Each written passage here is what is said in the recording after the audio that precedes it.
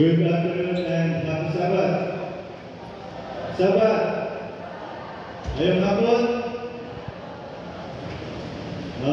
Grabe ng panalangin kita ng mga madawat sa tipong kadlaw kay from morning unto the prayer lunch. Maraming diri ng spiritual ng pagkawat ng pamahon sa mundo. Pero grabe ng panalangin. Pero mga kaigsunan, gihinay-hinay na mo introduce ang bagong program sa atong AYM or Adventist Youth Ministry. Last Sabbath, we promote it and the voices of the AYM. So karon, basin natingala ko kanina during the afternoon na wala kaya planning me how to start, kasi kumagi, kasi water. Dili na mga kung nalabutan ninyong support. So, karoon na mga kaigsunan, gihangiyot ka mo. No?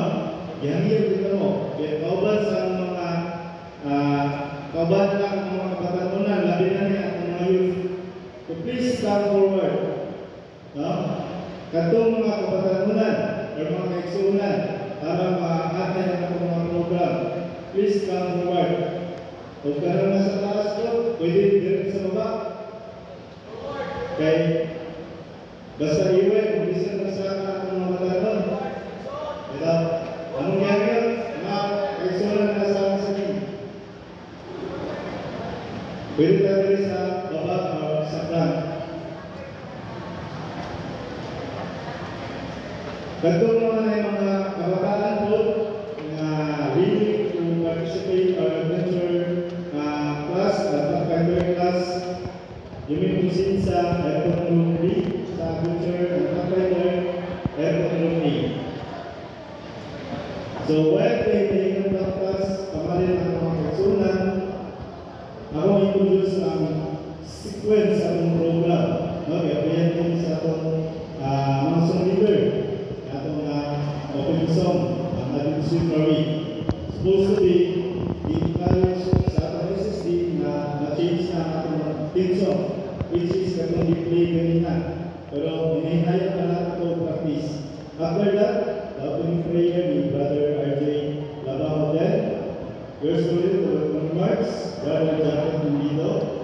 After my part, will be the special song na igahatag sa atong mga AYM leaders. After that is re-promotion. Now, i-promote naman nila 2 Sabbaths. Karon ibalik na mo kay nila ang aming new na flow or the church chart of the AYM, which is the JYL or Junior Leadership and the SYL or Senior Youth Leadership. After ang mga kaigsunan ang atong breakout session. So, ipahilahila o niya kung unsa ang mga topiko sa atong breakout session.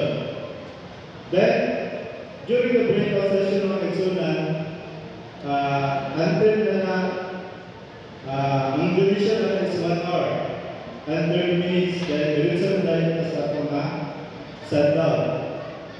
Sa i-present ng alas 2 Sabbath, until 5 lang na short, until 5 lang gawin program, kaya 5 to 6, ang mga kapatanunan, nagsugod na o visitation. No? So, panimunong ka na ito na sa tuloy na itong oras sa atong mga UFMP. So, kami ang ginaot, umiyan sa mga officers sa UFM, atong suportahan, pinahal sa pag-participate sa itong mga programa dito sa Davao City Church. Ngayon ako mo ang Sabbath. Akong gihangyo ang mga AYM leaders, Master Guides, SOS